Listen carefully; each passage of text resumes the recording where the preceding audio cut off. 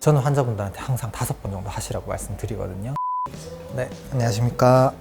법물샘치과 원장 류석현입니다. 반갑습니다.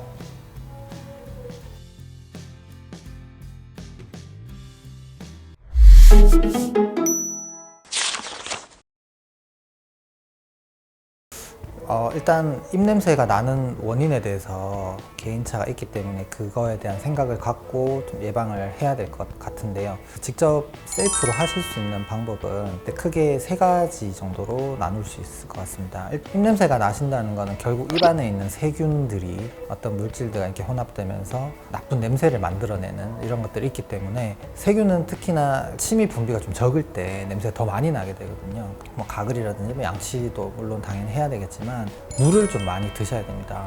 물론 젊으신 분들 같은 경우에는 치매 분비가 좀 활발히 일어나고 치매 분비가 많기 때문에 괜찮습니다만은, 특히 중년 이상으로 넘어가기 시작하면 치매 분비가 아무래도 조금 줄어들게 되고 조금 더 입냄새가 나시는 분들이 많이 있죠. 항상 물의 섭취를 좀 많이 해주셔야 될 것 같고요. 실제적으로 입안에서 나는 냄새의 원인 중에는 치아에서 나는 것도 있지만 혀에서 나는 것들이 굉장히 많습니다. 우리가 치아는 닦지만 혀를 잘 안 닦으시는 경우가 많죠. 구역질이 나시는 부분 때문에도 좀 힘드신 것도 있지만 혀의 표면에는 어떤 섬모들이 굉장히 많이 있어요. 전부 다 올록볼록 돼 있으니까 그 사이사이에는 엄청나게 많은 틈들이 존재를 한다는 얘기고요.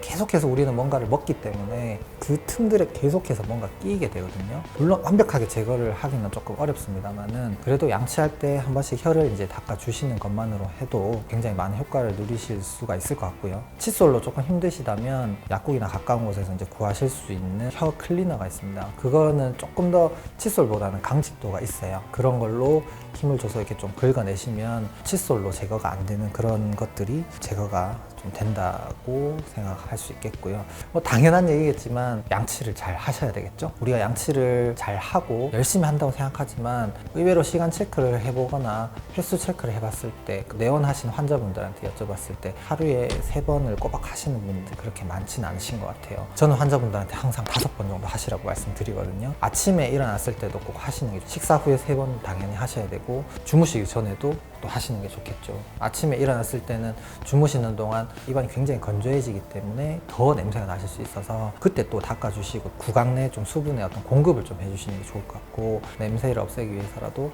좀 하셔야 되지 않을까 그렇게 생각하고 있습니다. 셀프로 하실 수 있는 어떤 그런 방법에 대해서 이제 말씀을 드렸는데, 사실 혼자서 하셔도 한계가 있으신 부분이 분명히 있을 거라고 생각이 들고요. 냄새가 나는 원인은 너무나 다양하기 때문에 사실은 병원에서 검진을 좀 받으셔야죠.